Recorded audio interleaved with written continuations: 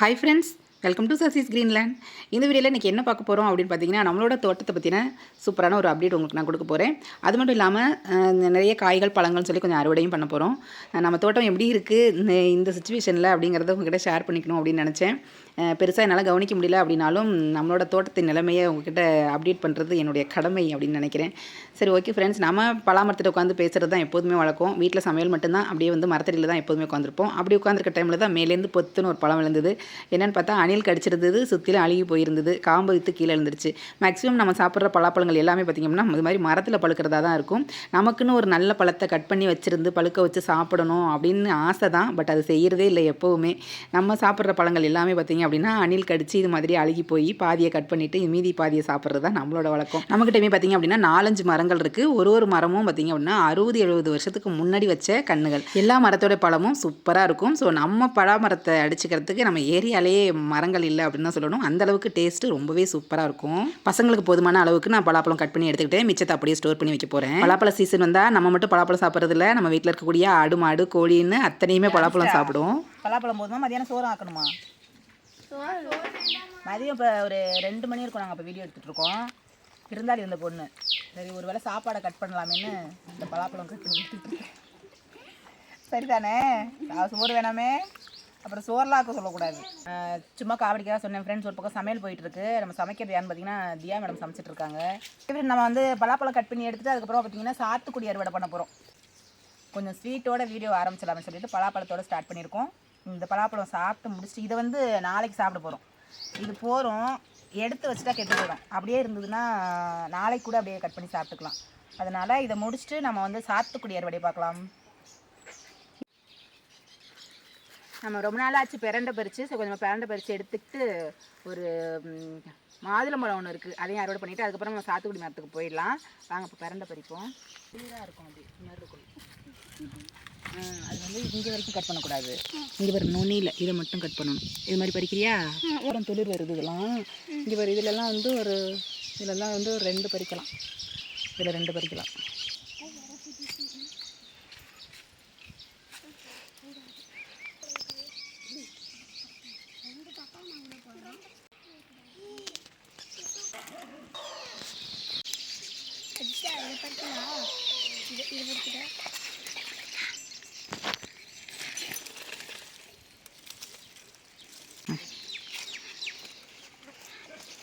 Okay friends, நம்ம ஒரு நேரத்துக்கு தேவையான துவையல் தான் அரைக்க போகிறோம். நமக்கு இந்த அளவுக்கு பிரண்டை போதும். இப்போ இது வந்து இந்த உருட்டு பிரண்டை வந்து மாமா எடுத்துருந்தாங்கன்னு சொல்லி நான் ஏற்கனவே ஒரு வீடியோ போட்டிருப்பேன். அது பாருங்கள், அது நல்லா பெரிய கொடியாக போய் நல்லா படந்துருச்சு. நல்லா இப்போ துளிரும் வருது.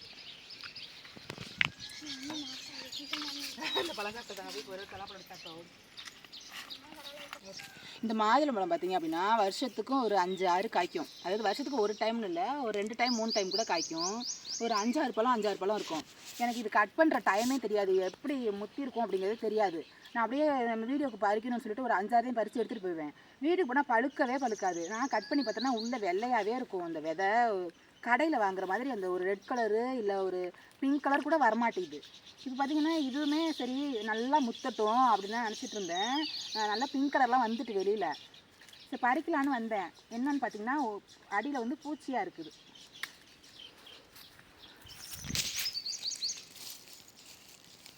இப்படி தான் அந்த செடியிலேருந்து காய்க்கிற மாதுளம்பழம் வந்து ஒன்று கூட நாங்கள் டேஸ்ட்டாக சாப்பிட்டதே இல்லை.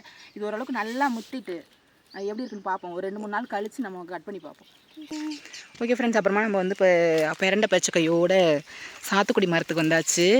பழங்கள் எல்லாமே பார்த்திங்கன்னா கீழே உள்ளதெல்லாம் அப்பப்போ கெஸ்ட்டு வராங்களா, ஓடியாந்து பறிச்சிடுறது கீழே உள்ள பழம் பூரா. இப்போ எல்லாமே நமக்கு வந்து பழங்கள் எல்லாமே மேலே தான் இருக்குது. நான் பறிச்சுட்டு காமிக்கிறேன். நான் அலக்கு எடுத்துகிட்டு வந்திருக்கேன். நம்ம வந்து துரட்டி வச்சு தான் பறிக்கணும், அந்தளவுக்கு ஹைட்டில் இருக்குது.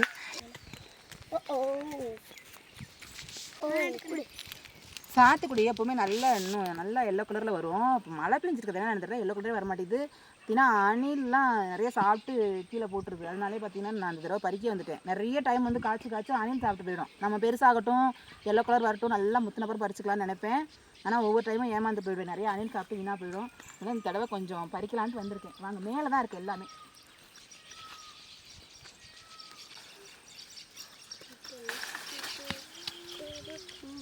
மழை பெஞ்சதுனால தரை எல்லாமே ஈரமாக தான் இருக்கிறதுனால கீழே விழுந்தாலும் ஒன்றும் ஆகாது.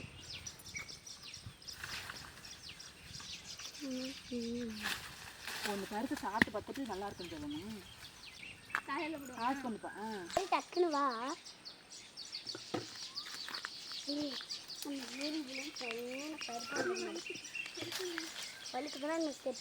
ஃப்ரெண்ட்ஸ் ஓரளவுக்கு பறிச்சிட்டேன், எனக்கு தெரிஞ்ச அளவுக்கு பறிச்சிட்டேன். நம்ம மரத்தில் இருக்கிறது எல்லாமே பிஞ்சு தான். இந்த பாருங்க, அங்கெல்லாம் இருக்குல்ல பிஞ்சு தான். கீழே நம்ம கட் பண்ணி விட்டதெல்லாம் பொறுக்கிடலாம் வாங்க. இந்த 2 சிட்டுகளை வச்சுக்கிட்டு நான் போடுற பாட்டு.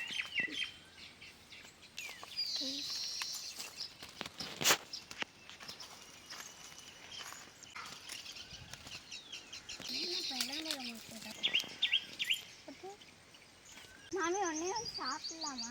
சாப்பிடணுமா? எடுத்துட்டு அதை எடுத்துட்டு. இது கொஞ்சம் நல்லா இருக்கு. நீ சாப்பிட்ருக்க தானே? முன்னாடி எல்லாம் பறிச்சுருக்காங்க தானே அம்மா? சாப்பிட்டுக்க தானே? நீ சாப்பிட்ருப்படி. அம்மா இங்கேருந்து நிறைய எடுத்துகிட்டு வரும் இதெல்லாம். அதையும் கட் பண்ணு. ஓப்பன் பண்ணியாச்சு ஆணியை வச்சு. நம்ம இனிமேல் உரிச்சிடலாம் ஈஸியாக. இப்போ கத்தி எடுத்துகிட்டு வராதனால அப்படியே எடுத்துட்டா வேணாண்டி.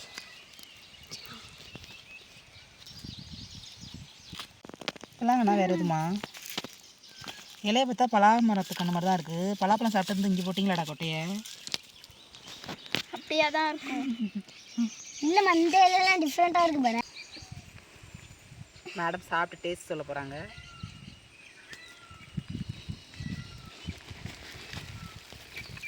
இது இப்படி தோல்லாம் உரிச்சிட்டு இந்த உள்ள இந்த பல்ஸ் மட்டும் சாப்பிட்டா டேஸ்ட்டாக இருக்கும். அவரை பார்க்க வச்சுட்டு நம்ம சாப்பிட்டோன்னா அவருக்கு வாயில் எச்சு ஊறும். ஏன்னா அந்தளவுக்கு டேஸ்ட் இருக்கும். அடுத்து வாயில் வச்ச கை மண்ணாக இருக்குது. எப்படி இருக்குமா? பயங்கரமாக வெயில் காயுது இல்லையா? அப்போல்லாம் நாங்கள் நிறைய ஜூஸ் போட்டு குடிக்கிறது. ஜூஸ் போடலாமா? இப்போ வெயில் கம்மியாக தானே இருக்குது, நாளைக்கு போடலாம்.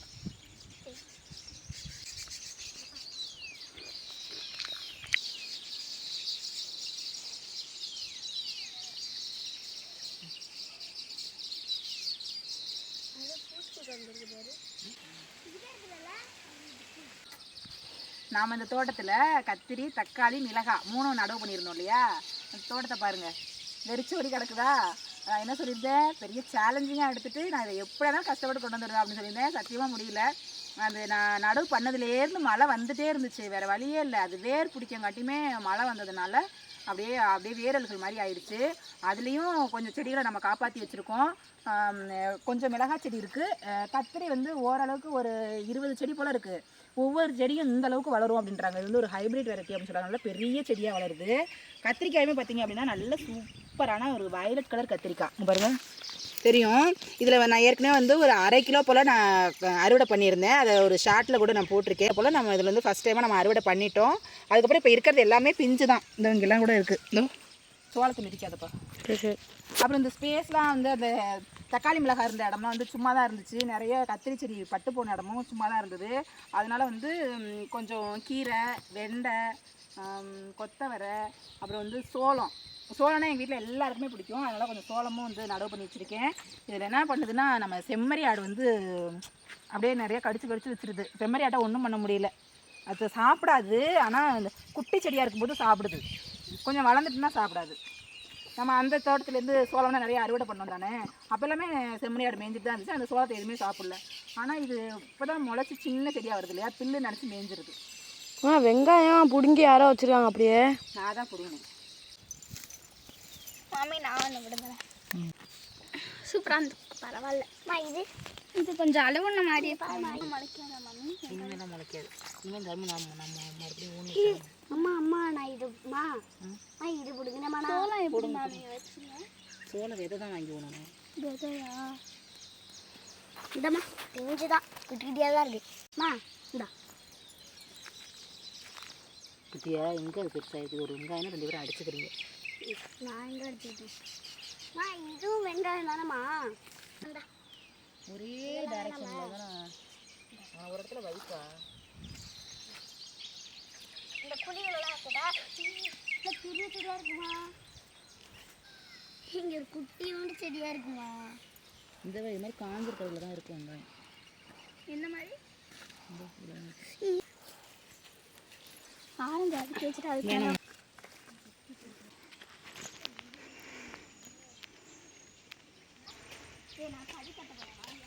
ஓகே ஃப்ரெண்ட்ஸ், ஒரு வழியாக நம்ம வந்து வெங்காயம் வந்து அறுவடை பண்ணி முடிச்சிட்டோம். ஒரு 1/2 கிலோ வரும் அப்படின்னு நினைக்கிறேன். பார்க்கலாம், தாள்லாம் கட் பண்ணி போட்டுட்டு வெங்காயம் எவ்வளோ இருக்குது அப்படின்னு சொல்லிட்டு நான் அப்புறமா காமிக்கிறேன். அடுத்ததாக பார்த்திங்க அப்படின்னா இது வந்து பொன்னாங்கண்ணி கீரை. நம்ம சாம்பாருக்குலாம் சூப்பராக இருக்கும், செம்ம டேஸ்ட்டாக இருக்கும். நம்ம நிறைய இதுக்கு வந்து அதிகமான வேலை கிடையாது, பெரிய பெரிய இலையாக இருக்குது அப்படின்றதுனால நம்ம வந்து சீக்கிரமாகவே கட் பண்ணுறதா இருக்கட்டும், பறிக்கிறதா இருக்கட்டும், அலசுறதா இருக்கட்டும், சீக்கிரம் வேலை முடிஞ்சிடும்.